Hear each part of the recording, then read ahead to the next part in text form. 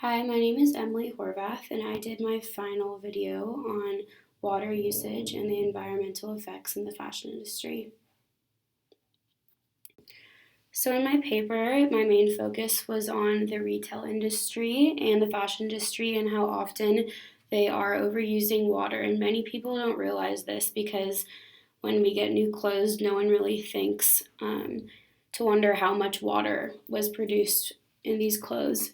But the thesis of my paper was the retail industry is overusing water and is known to be the second most impactful industry causing pollution.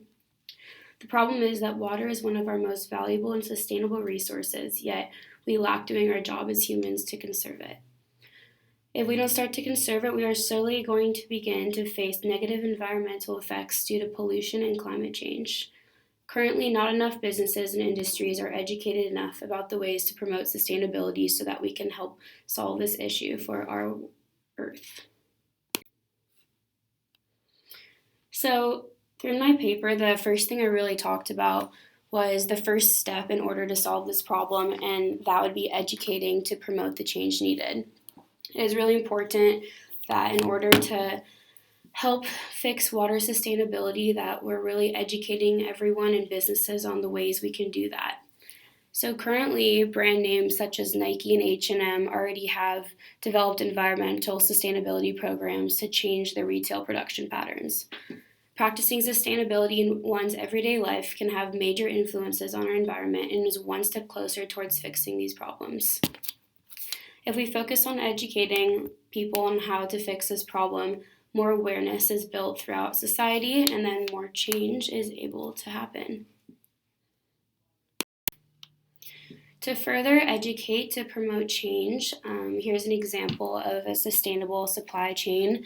In my paper, I went more into depth into this, but you need to consider thousands of liters of water are used for the dyeing and washing and bleaching of garments, which results in freshwater pollution due to chemical intoxication. A sustainable retail supply chain focuses on the using and reusing of raw materials to avoid further factory production.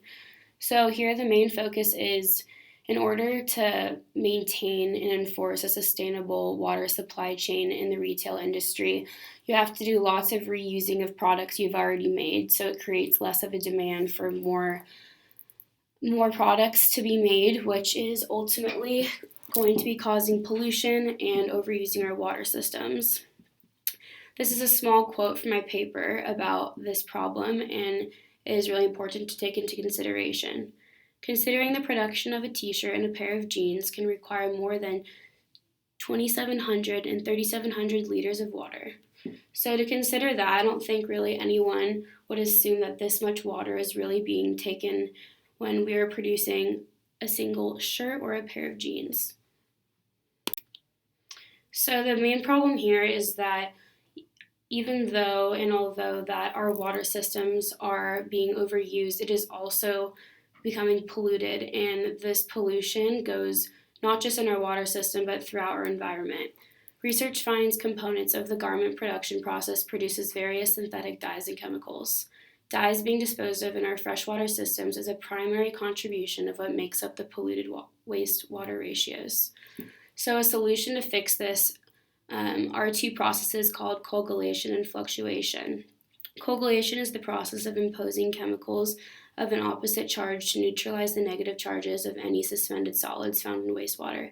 And fluctuation is a process of contact and adhesion whereby particles of a dispersed form larger size clusters. In the last part of my paper, I gave an example of a current business that is doing a great job enforcing sustainability in their fashion line.